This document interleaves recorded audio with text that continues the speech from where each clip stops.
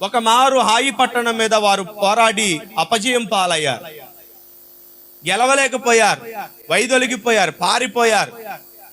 మరణం అనేది వారిని వెంటాడింది, శత్రువు వారిని తరుముతున్నాడు. పారిపోయి ఎవరికి వారు నివాసాలు చెదిరినటువంటి వారు నివాసాలు చెదిరి చెల్లా చెదిరైపోయినటువంటి వారికి ఇశ్రాయేలీయులు కనబడుతున్నారు.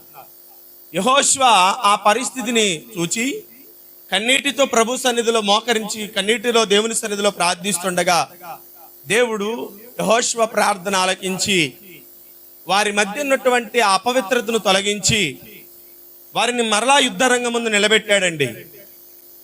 యుద్ధరంగం ముందు తీసుకెళ్లి వారిని మరలా నిలబెట్టినప్పుడు బహుశా ఇశ్రాయేలు సైన్యం అంతా అనుకుని ఉంటది, మొదట పోరాడినట్లుగానే పోరాడతాం, మొదట పోరాడినట్లుగానే వారి మీదకు వెళతాం. కానీ మొదట జరిగినదే ఈసారి కూడా జరిగింది.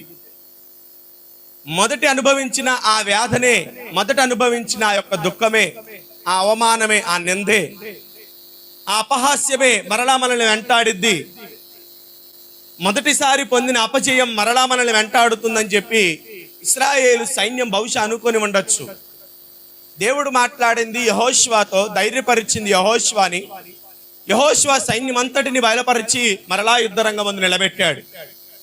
బహుశా వారు అనుకుని ఉండొచ్చు, మరలా శత్రు మా మీద విజయం పొందుతాడు, శత్రు మా మీద పోరాడుతాడు, మా మీద విజయం పొందుతాడని ఇశ్రాయేలు సైన్యం అంతటి అనుకుంటూ ఉండగా జరిగిన సందర్భం ఏంటంటే యెహోషువకు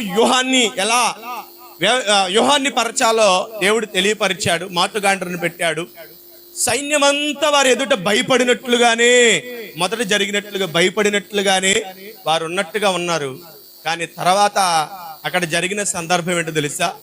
దేవుడు వారి భయపడినట్లుగా భయానికి వారిని మరలా అప్పగించలేదండి. దేవునికి మహిమ కలుగును గాక.